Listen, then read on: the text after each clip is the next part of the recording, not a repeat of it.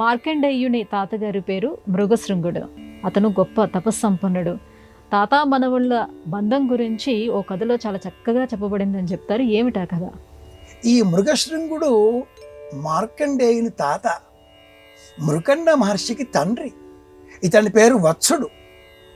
ఆ తపోదీక్ష కారణంగా మృగశృంగుడు అన్న పేరు వచ్చేసింది.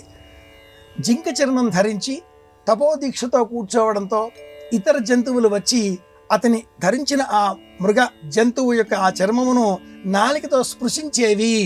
అతడికి తపోదీక్షకు భంగం కలిగేది కాదు. అంత దీక్షగా కూర్చునేవాడు కనుక అతడి పేరు మృగశృంగుడు అని మనకు ఆ పురాణం తెలియజేస్తుంది.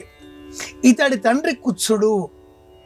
ఈ మృగశృంగుడు సంవత్స అనే అమ్మాయిని వివాహం చేసుకోవాలి కుత్సుడు నిర్ణయం చేశాడు.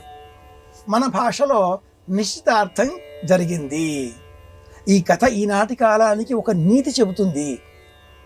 వివాహం అయిన తర్వాత అనివార్య కారణాలు, ప్రకృతి విపరీత పరిణామాలు, అమ్మాయి మరణించింది అనుకుందాం, అబ్బాయి మరణించాడు అనుకుందాం, ఏం చెయ్యాలి? ఇంకా వివాహం కాలేదు కదా, మళ్ళీ వివాహం చేసుకోవచ్చు అంటూ కూడా అనేకులు చెబుతూ ఉంటారు. ఈ కథ అలా అంగీకరించదు.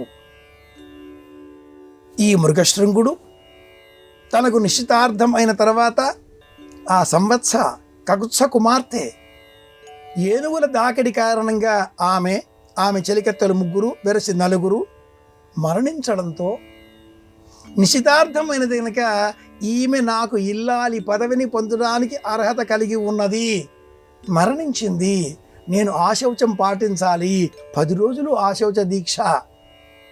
మరణించిన ఆ తన కాబోయే ఇల్లాలని తిరిగి బ్రతికించుకోవడం కోసం తీవ్రమైన తపస్సు చేస్తాడు ఈ మృగశృంగుడు. పురాణం మనకు చెప్పే నీతి ఏమిటి, కథ ఏమిటి అంటే, నిశ్చితార్థమైన అమ్మాయి మరణించిందేనే ఇలా తిరిగి తపస్సు చేసి ఆ యువతి తిరిగి జన్మించే విధంగా ప్రయత్నాలు చేసిన మహానుభావుడి వృత్తాంతం. అంతటి పట్టుదల ఈ మృకండ మహర్షి కుమారుడు మార్కండేయుడికి కూడా ఉన్నది. యముడిని ఒప్పించి ఏ ఏనుగు ద్వారా తన ఇల్లాలు కాబోయే ఇల్లాలు దేహత్యాగం చేయవలసిన పరిస్థితి ఏర్పడిందో అలాంటి ఆ ఏనుగు తనను ఎత్తుకుపోతూ ఉంటే కూడా మృగశృంగుడు తపోదీక్షకు విఘ్నం కాకుండా అదే దీక్షతో తపస్సు చేయడంతో యముడు ఆనందించి ఆ మరణించిన యువతిని బ్రతికించిన ఘట్టాన్ని ఈ మృకండ మహర్షి కుమారుడైన మార్కండేయుడి కథలో లాగానే వత్సుడు అంటే మృగశృంగుడు అతడి కథలో కూడా చూడవచ్చు.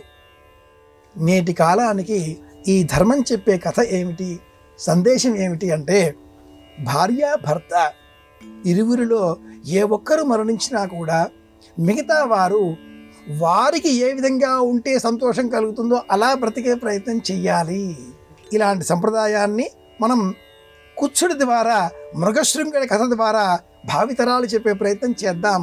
సనాతన భారతీయం ఇంతటి విలువల గల కథలను మన పురాణాలలో ఇలా ఉట్టంకించింది.